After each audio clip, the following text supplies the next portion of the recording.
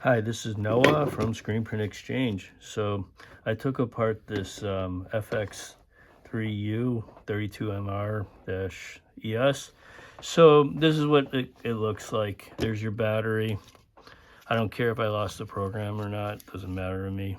I packed it up already.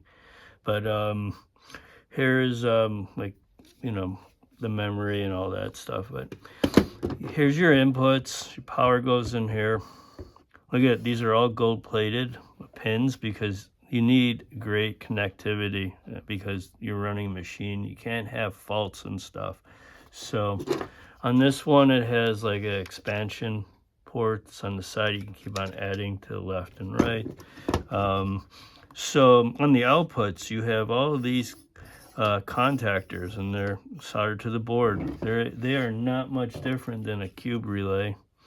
And you input something in here and then it outputs to the motors or whatever it is, or actuators and stuff. And that's how these PLCs works. You write a ladder program and it says if then do this, and it will output it.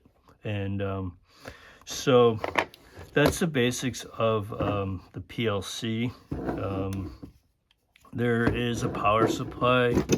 The power supply would be the board underneath, but this is all the switches. And back in the day, they would have you would have toggle switches. You go, I need this on, then this, and this, and this.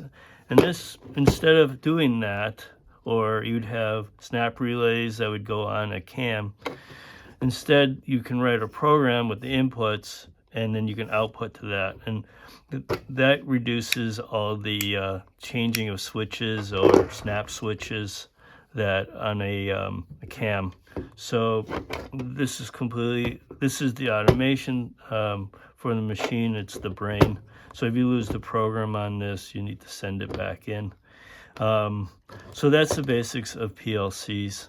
And keep on watching and like the video. I'll make more.